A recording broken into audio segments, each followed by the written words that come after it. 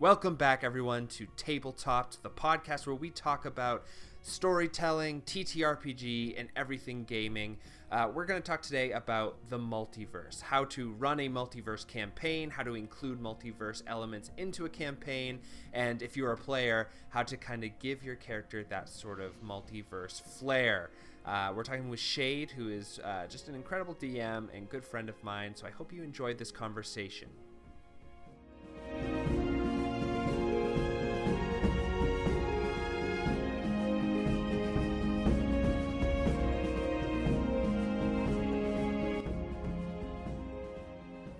Okay, here we are. Hello, Shade. Hey, how are you? Good. Welcome to your first. This is recorded first, but probably will be the second episode with you in it. Oh, all right. That's excellent. Well, thank you for having me. And today, we're going to be talking the multiverse. Yeah, it's kind of the big thing in all media as of the last few years in particular. I think it's interesting because like the multiverse as like a concept is sort of where all campaigns kind of have to end up, in my opinion, at least, because like danger scale just has to get eventually big enough that it infringes upon. I don't know if you agree with this. No, I absolutely do. Sorry, I was just giving you space to speak. I would agree 100%. I mean, I think at its essence, D&D, it requires the multiverse. I mean, it really, if you look at the Dungeon Master Guide, it does talk about how you need to have at least some bare bones stuff on a multiverse. It doesn't have to be exactly the Great Wheel or one of the various other cosmologies that they have offered throughout the history of D&D, but you need to have something, because there needs to be a place for Celestials, there needs to be a place for demons and devils, I suppose. And there needs to be a way to go for them to fight each other. Yeah, right. For them to fight each other and for you to interact with them. And you as a player, your character does need something more. Eventually the world... you just kind of outgrow it. Yeah, you outgrow it, you need something bigger. So you run a lot of campaigns. You're kind of probably out of all of us, you are the most seasoned DM. I just sheer number of campaigns, probably. I don't know. Maybe. Always very diplomatic with your answers. I'm very cautious about everything I do. So, in a lot of yours, at least the way you tell it, basically hold a lot of these concepts together. So I want to go through the different ways that you kind of pull this concept into your campaigns, because you have run out of the book, like I've run a Waterdeep campaign with you. Yeah. You have several homebrews. We play kind of yearly a player versus player game that is just basically a multiverse hook. You've kind of talked about maybe bringing a 20th level multiverse campaign coming up later. Yep. So when you approach this kind of concept, what are you thinking when it comes to the different aspects of when you're playing kind of a boxed module, or if you are making your own thing? Do you approach them differently? Yeah, I mean, it really does depend. First and foremost, there's so many ideas on what a multiverse means.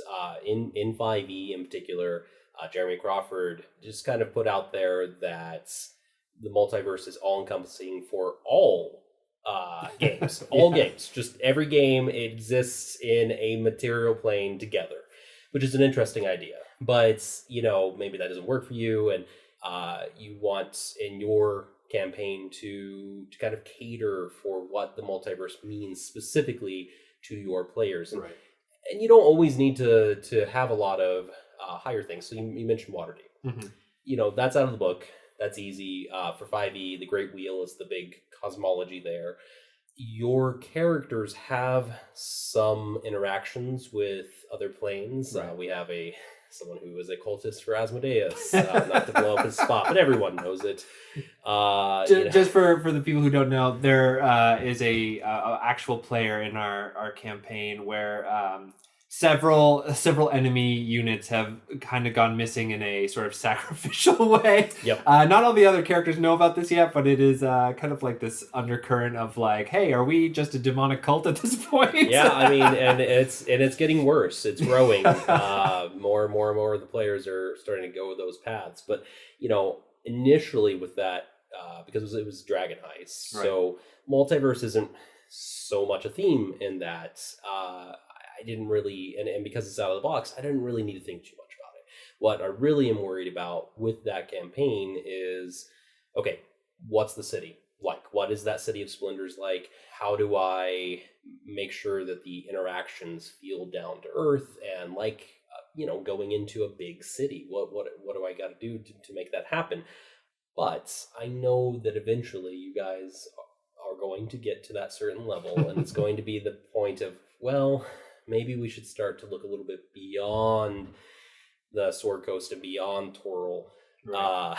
And towards the multiverse. So I do have to think about that, but it's not my primary concern. Whereas for one of my homebrews, multiverse was at the very forefront because I wanted to do something kind of akin to Eberron, I would say, or akin maybe to the themes of, and these are very different campaign settings, but the themes of Barovia.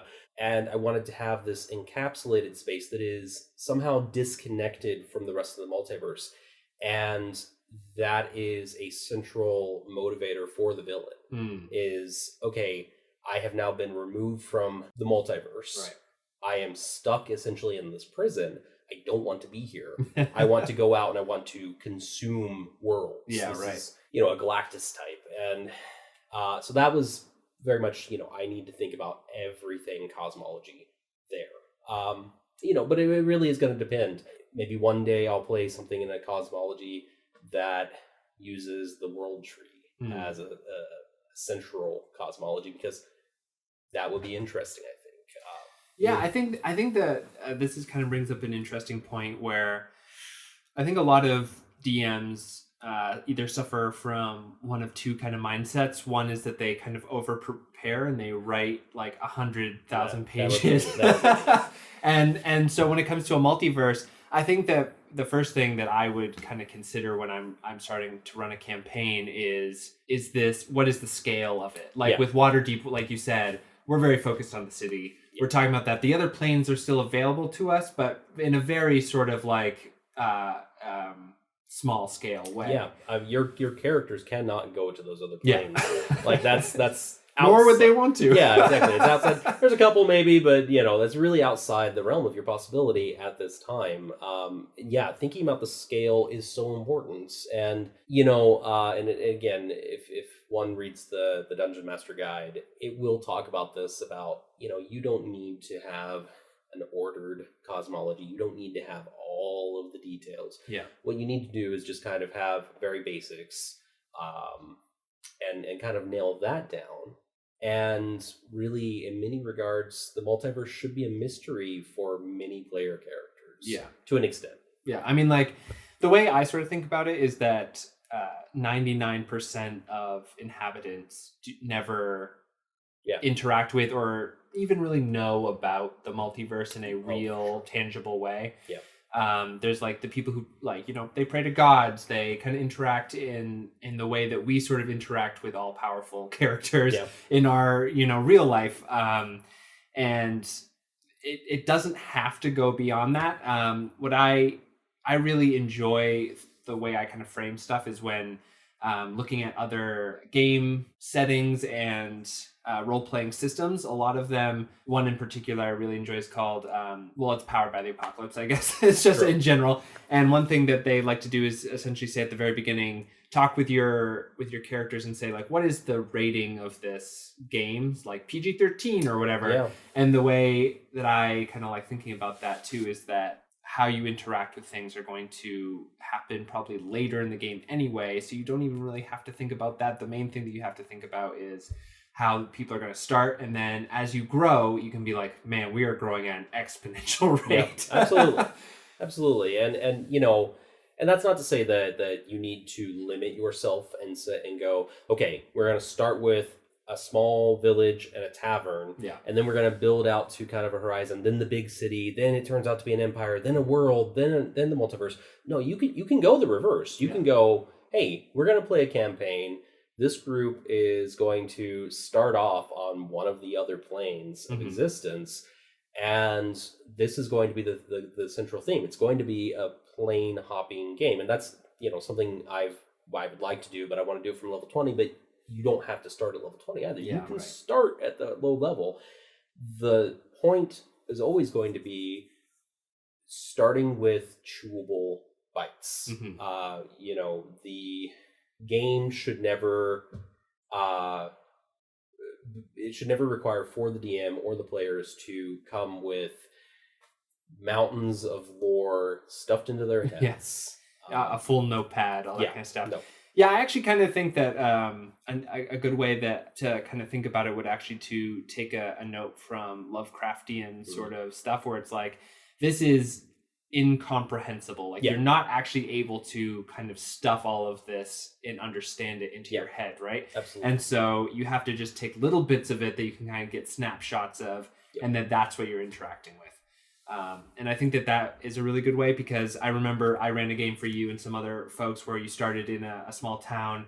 There was a creature that was causing issues, and it was actually a multi-dimensional being that kind of spanned realities. Yeah. And the way that you guys interacted with it was just sort of like, we need to, stay with the stakes of our small town. This is what we care about. But you guys eventually did kind of go in between realities in order to save your small town. So it's like, you keep the fence up a little bit so that you can keep the stakes high. And I think that ultimately things all automatically get raised when you're like, hey, all the realities are in danger. Oh, for sure. I mean, that is a chip that you can play, and it immediately does raise those stakes. And it kind of has to. And a big part of that game, which was a Monster of the Week, and Lakewood was the name of the game, was because I had a character, and you were very kind to let me bring that character in, who it was a Horizon Walker from 5e, and I was told that I was going to be playing a level 1 through 20 campaign. Was not told that it was going to be Curse of Strahd, which does not go to level 20, and we did not end at level 20. We ended when we killed Strahd. Right. As it kind of had to. Yeah, I mean, you could do other things, but the new Van Richten's book I don't think even had been announced at that point. Right. And I said, gosh, I kind of thought I was going to get to play this character more. That's a shame. But we were getting ready to start your game up, and you said, well, I mean, the point of that character is world hopping, so why don't you bring him over to this world? And I thought, thank you so much. I would love to. So you've facilitated that. But, if you don't have those things that players can seize on, and you have the vastness of infinite realities, let's say, you could be very nihilistic as a player. Okay, like this doesn't matter. This does not matter. Oh, I'm sorry, little Timmy got eaten by a werewolf. There's 1,000 others. Yeah, there's a billion other Timmys out there. Go find one. That's dark. And that might be interesting, but generally speaking, as a player, and I'd say as a game master, it's not going to be fun in the long run. Yeah, unless you're playing sort of like, not a villainous campaign, but you're playing a nihilistic campaign where it's like sort of Machiavellian and like, we have to save the multiverse and there are going to be sacrifices. Right. Then you really do have to kind of pick like a segment, like you said, because in my personal opinion, you can only threaten the multiverse once, credibly. Yeah. Like the game sort of has to end after that. You can't just be like, okay, next it's happening again, everybody. Like rally the troops. The big monster's coming to eat worlds. Oh no, again, really. Right. And that's, I said at the top of this that the multiverse is kind of the big thing in a lot of cultural media right now. Like, it's 2022 now, so 2021, 2020, I forget when Loki came out. Yeah, Doctor Strange is getting ready to come out. Spider-Man, just spoilers. I'm sorry, folks. Gotcha. Yeah. Bet you didn't expect the cartoon Spider-Man to be in there. No, but, you have all that, and that stuff is stuff that I just love personally, but I do worry that people will get immediate fatigue about that. Yeah. And it's a very real possibility. Yeah, because it is, the vastness of it does make it really hard. And like I'm really excited sometime to do a episode on endings, because I am a huge fan of them. Yes, you are. And I just think that the multiverse can also be a way for people to not have an ending, right? Which is gratifying, because you can continue doing stuff. But I think that each time you enter a multiverse campaign or whatever, you should have a basic idea of an arc. Yeah, and absolutely. then you should just say like at the end, like, that arc's done. We're not gonna. We're not digging up the past somehow. Yeah. And then kind of continue from there. So like that, basically, the multiverse does not provide you with rails, and so you kind of have to put them on yourself. Yeah, you do absolutely. I think that the difficulty really is not just on the GM there. It is also on the players, because and this is honestly, this could be scaled down to any D&D game, which is why I would also again say that at the heart of all D&D is a multiverse. Right. But you could say the same thing about real life. You could say the same thing about a game that really is focused only on a single continent. You, at a certain point, do have to put up those rails and say, okay, these are the things that I as a character or really care about. These are the things that I as a player care about. And these are the things that I as a GM care about, and we as a table care about. Because if you don't have them, what are you playing for? Yeah. And I think that specifically in D&D, there are certain classes that favor having a multiverse, and then some where you're just like, okay, we don't have to talk about it at all. Yeah. 5e in particular, we'll focus really on 5e, I'm sure. Yeah. The Horizon Walker is the big one, but there's also now the which is a Ranger subclass, but there's also the Oath of the Watchers for Paladins now. Yeah. Beyond that, I would argue also maybe Warlock, just as a idea of like, hey, this extra entity is giving you a little bit of oomph. And honestly, the clerics too. Yeah. And wizards, really depending on what your cosmology is like. Yeah. But those three don't necessarily concern themselves with, they're drawing power from some external force, but they're not necessarily concerning themselves with, oh, well, I need to get out there. I need to get out there, or I'm worried about what's coming from there to here. Yeah. Whereas those two other subclasses do. And we've got a 5e book coming out called Monsters of the Multiverse. I'm very excited about it. It's going to be a bit of a controversial book, I'm sure, because it's making some changes to lineages, races, sub-races, whatever you want to, whatever the nomenclature is now for them, which some people will like, some people will hate, but I am very excited about. But the one thing that's notably absent, because there were some leaks very recently, are GIF and a few other things that were in some UA testing recently, which gives my little heart hope for things like Spelljammer to make a return, which would be fantastic. I mean, Spelljammer, Planescape, all of those that are sort of like settings that are steeped in the multiverse are so fun. They're so cool. Absolutely. And and I think, again, those give you those settings when they were still prevalent, gave you guardrails to a certain point. But like any D&D book that's ever been produced, it gave you the guardrails, but it gave you so much content that you still needed to pare things down. Yeah. You're always going to need to do that. So if a new or beginner DM, somebody who's trying to really jump into it and they're super into that kind of idea of this multiverse thing is super cool to me, I want to put it in my game, how would you go about that, kind of giving some words of advice, or just like how would you start to build a campaign that is steeped in the multiverse? First, my advice for every single DM that will ever exist is, first things first, always talk to your players. You can do all the world building you want, but if you're not first talking with your players and kind of getting a sense on, are they also interested in this? Right. Yeah. It's going to possibly be a waste of your time. If they just want to go fight goblins, then it's not really. I mean, that might not work out so great for them. But you're like, the moon is crashing, and they're like, but hobgoblins over there. They're near our village. Right, exactly. That's much more scary. Yeah, I'm not going to look up.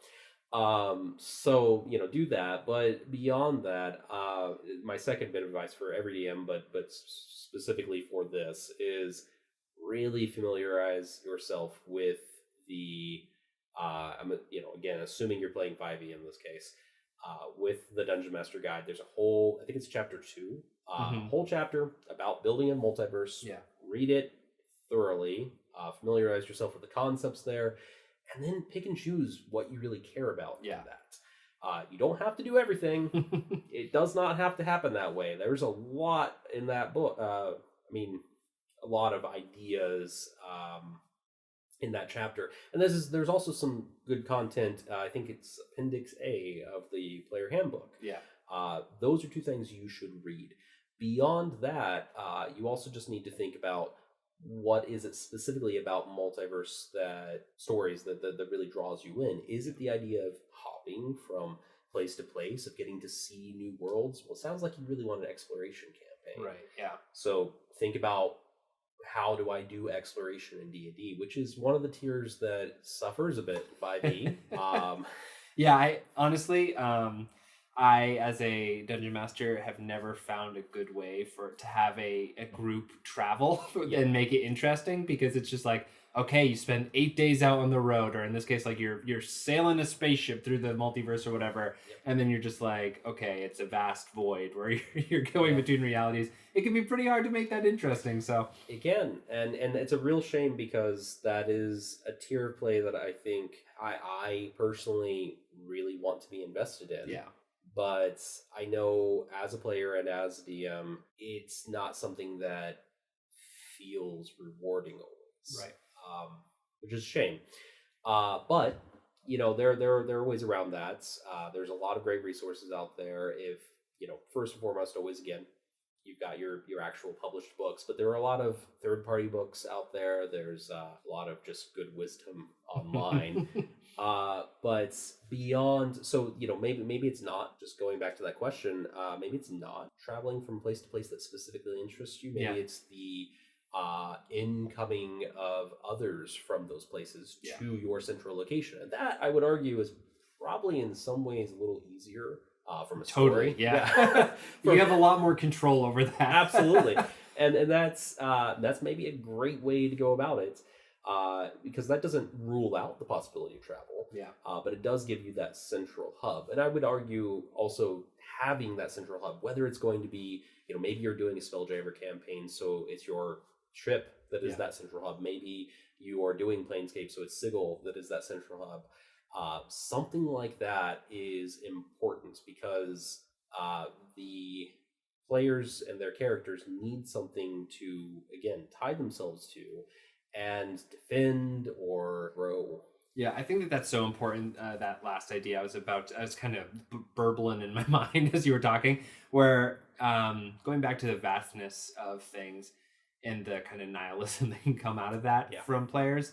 Like, just think about how many campaigns devolve into like murder, like just running around grabbing, treasure and destroying whatever they come across, just chaos incarnate, when there isn't even a multiverse. So like the idea that unless you're really embracing that and making sort of like a Spelljammer piracy campaign could be super cool. Absolutely. But I think that if you're trying to do one where just like the stakes are high, people really care, you have to pick something that is on a human scope, like a mortal scope that people can understand, relate to their life, and just like feel, like you said, feel attached to. Whether that's it could, like, even if you're exploring or whatever, it could be an NPC, it could be whatever. You just have to give them something to care about. And my personal belief is all of that the players will show you in their backstory. Yeah, they will. And it's not something that needs to grow immediately. And this is true for every single D&D game. You talked briefly about people who over-prepare. Mm-hmm. You don't need to do that. Yeah. I'd like to class myself as that, but frankly, I over-prepare a few things, and then there are a lot of other things that I know that I can improvise that, and I have the bones, and that's all I really need. You don't need to, even if your game is going to be all about multiverses, you don't need to have a whole everything planned. You should let the players have some of that impact. So give them the starting point of, okay, well, sounds like you too are interested in traveling about. Yeah. So here is the vessel from which you'll travel, or here's that central hub that we were talking about. and then let them grow the path themselves, and you're just there to kind of lay the bricks as they're traveling forward. Yeah, my the type of DM I am, which is I don't think we ever went. I think we start by saying like there are two types of DMs. Yeah. I think that I'm the other type where I just have such a bad time focusing long enough to really make a fleshed out thing. Where as far as I usually get is like I understand how things work generally, and then I really like to, when I deal with multiverses, leaning into that unknowing where. I know how my basic concept for how things work, but then almost 100% of the time, a player will say, "Oh, is this what is happening?" And you're like, "Absolutely, that is exactly it." and that's a universal truth for DMs or GMs or whatever. You need to really just feel comfortable with that, in my opinion. Yeah. Because if a player says something and you're like, "Actually, that is what's happening," and and then you start building off it. Not only do you feel like you've dodged a bullet, but the player feels like a genius. Oh, absolutely. Like I've just unlocked and understood something of again, incomprehensible in like something that nobody understands in the universe, and my character and me just figured it out. So that is a great feeling for them, and it can make them have a lot more ownership over the campaign as well. Absolutely. And I because I am cautious, I should say, if you're not really comfortable with improv, that's fine too. I'm not trying to say that you have to do it this way, but it does help because it gives, like you said, it gives that player and their character kind of this sense of ownership now. But you can kind of find that middle ground of, okay, well, I don't want to improv too much, and I don't want to prepare too much. That's kind of the sweet spot, right? Yeah, I mean, I just started a campaign last night, and I think it just reminded me again how much things are going to go off the rails immediately, and also that is totally okay, and that it can feel sometimes that if you improv a story and in the moment it feels like less legitimate or something. I think that is not true because, again, almost 100% of the time, the players will not know what was quote unquote real and what was improvised.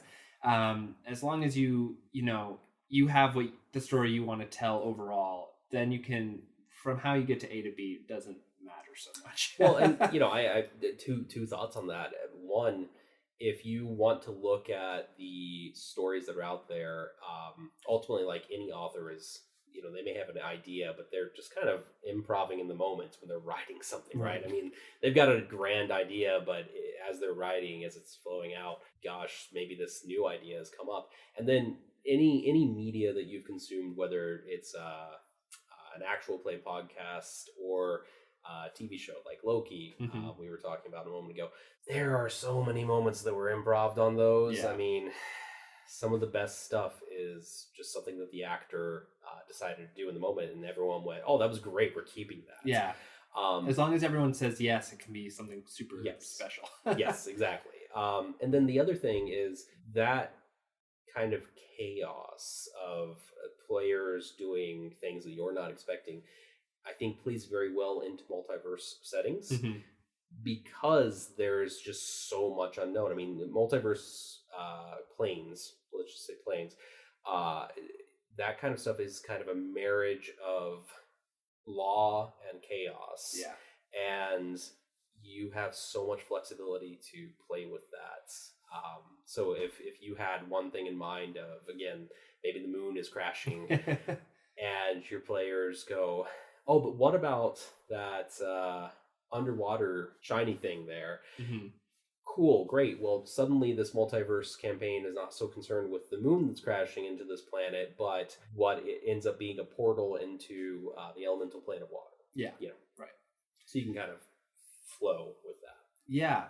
And going back to what you said about the marriage of chaos and order, you can't be too strict with the structure, because the very fact that there are people who are snatching open reality itself and moving between places is not super conducive for an ordered world or system of multiverse. In fact, I usually built that right in of the system is broken. Yeah, I mean, Absolutely. And again, I keep harping about the Dungeon Master Guide for 5e, but that's very clearly when it's talking about the various cosmologies you can go with, it says that, these are theories of characters in the world that you're building.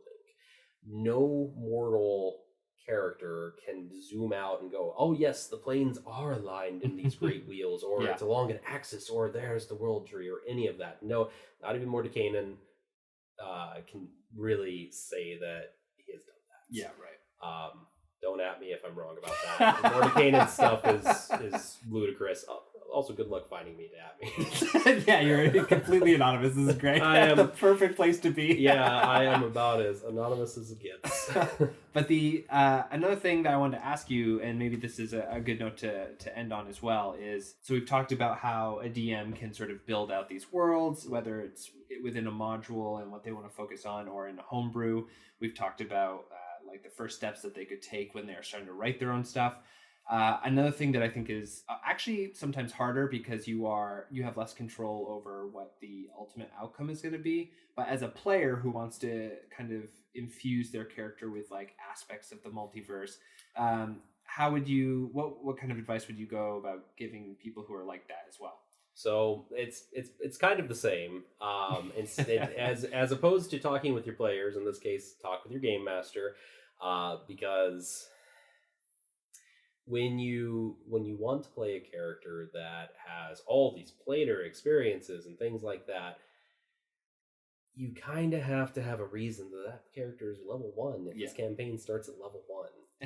And again, that I think is like the huge trap that new players fall into, where they're like, I'm known as the Dragon Slayer, and it's like you're a level 1 farmer that has just picked up a sword. You need to have a reason for that, and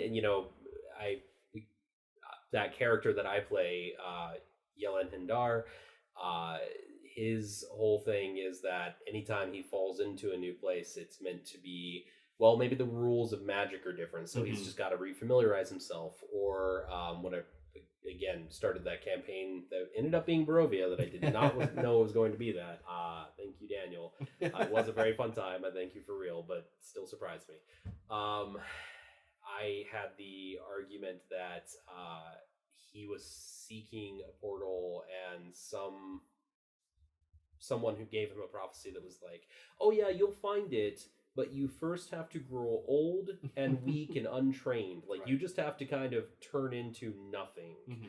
And so that's what I did. I let the character, I was like, okay, cool. So the character finds this and he lets 50 years pass or some bull crap like that. And just lets his sword grow old and rusty. And he's got noodle arms. Yeah, he's just not what he was. And you need to have the ability to kind of figure that out, because it's not impossible to play a character that has an epic background, but you do need to be careful about. You need to be thoughtful with your DM, and you need to also always remember as a player that while each of us as players get a chance to shine, you are not the main character. Yeah, this is a shared story. It's always an ensemble. Yeah, it's an ensemble. Don't come in it thinking that you're going to be player number 1 and everyone else is there to carry your burdens. Yeah, but I would also say, kind of on the flip side of that, as a player, or as a DM, I should say, I think it is super important that you honor what they bring in as well. Yeah, because it's like they're not the main character, but this story is their story as well. Yes, you know what I mean? Absolutely. So that is definitely a kind of push and pull between those two forces. Everyone's kind of telling their own story, and I think that the best campaigns happen when everyone figures out eventually that they're telling the same story. but different parts of it. You're telling the Tyrion Lannister chapter of Game of Thrones, and here I am telling the Jon Snow, for example.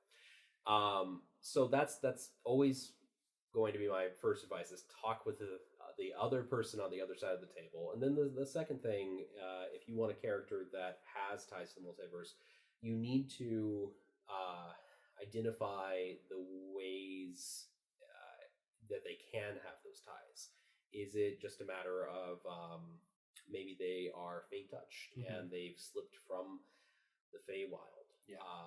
There's whole ways to do that, and in fact, actually, with that multiverse, Monsters of the Multiverse book that's coming out, they are finally making a change that they've been kind of floating around, Wizards, to have bugbears and other goblinoids, goblins, hobgoblins, all be Fey creatures. More like the elves. Yeah. So that's an interesting thing. There are feats you could do with Shadowfell as well. Maybe there are items, like if you're in a campaign where the DM is going to give you an item of a certain level, maybe there's an item that you can find. And then, of course, you need to think about the class. There are some classes that are, as we said, more conducive to being multiversal than others. Ranger and Paladin with their Horizon Walker and the Watchers, 100% great ideas. But Warlock, again, also a very good idea. I just off the top of my head, a Tiefling Fiendlock. Yeah, I'd love to see that. And we kind of we mentioned Daniel's character with Valen. His he was the one multiversal character for that Waterdeep campaign, because he said, I want to play a character that came from the Nine Hells in some fashion, and we made that work. We figured out how to, and we figured out how to do it with like my character, who's just like a private eye. Yeah, you're playing Waterdeep. Yeah, none of that shit at all. Just like trying to make money to live above a bar. Yeah, exactly. I mean, and the tie between your two characters has been fantastic for me to watch, because the first decision was, okay, so this homeless tiefling, I hire him sometimes for things. He's like muscle around time. Heck yeah, that's great. Yeah. That centers him. And again, final little bit of advice. Find what's centering. If your character is somehow tied to the multiverse in some fashion, what's centering them to this area? Find that center. And that's maybe something you don't do ahead of the first session, but you should try and find something as the sessions go on to anchor. And I would also say that even if you're playing in a campaign that is not a multiversal campaign, but you want to have that like flavor, you can basically make anything have that feeling. You can rename your spells. You can, when you describe stuff, you can say like, hey, I pull my sword out of somewhere that like nobody else sees or whatever. And you can have these like things that, because one of the things that we've talked about a lot is that when you have a multiverse, you don't actually need to have death in any way. It's just sort of travel. Yeah, it's certainly a concept that I like. But I am playing a little fast and loose with some stuff. Yeah, right. But so like you can have like a whole lot of flavor that doesn't actually have any world breaking sort of impacts. And I'll also say along those lines that like if you want to play a warrior just because you're like fun, like I want to have fun, I love this class, but I want it to be a multiverse, that like there's nothing against like saying like you got so good at swinging a sword that when you swing it you slice reality in twain and stuff like that. That's a very good point, because I am saying like choose a subclass that makes, but you don't have to, right? Yeah, I do think that it would. Again, if you do decide to go down that road, you have to have a lot more conversations with your DM. It's a little bit more of a like fine line to walk. So I totally agree with what you said. Like there are classes that are supposed to be like that. Yeah, but that's just to make it easy on yourself. But you're right. At the end of the day, it is a game about using our imagination. Yeah. And that gives us rules on how we're using that. As long as you're staying within the rules that your table has agreed on, you're fine. Yeah.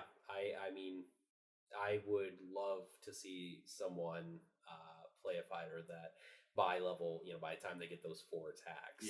Yeah, absolutely. They're just essentially cleaving reality. That's a lot of fun.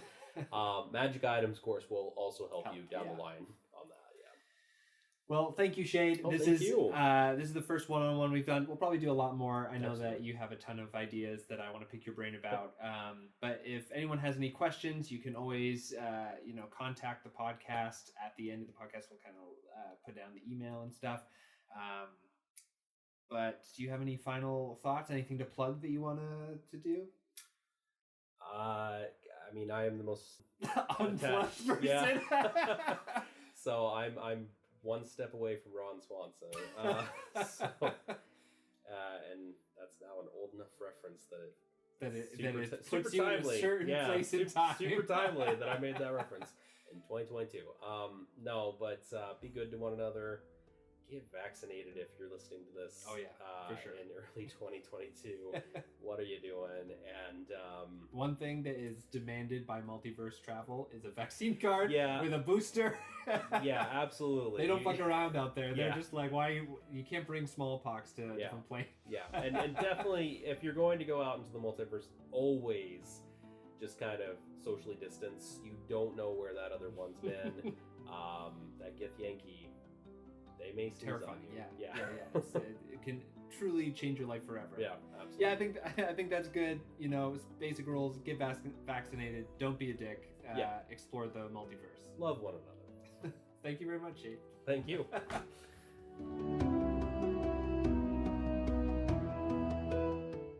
All right, that was our conversation about the multiverse. I hope you guys enjoyed it. If you'd like to send us a question, we would love to hear from you. We have a Twitter account called Tabletopped and a Gmail account, which is tabletoppedpodcast@gmail.com. Feel free to send us questions. We'd love to answer them on the pod. Also, if you could hit that like and subscribe button, it helps us out a lot. Thank you so much for listening, and we'll see you next time.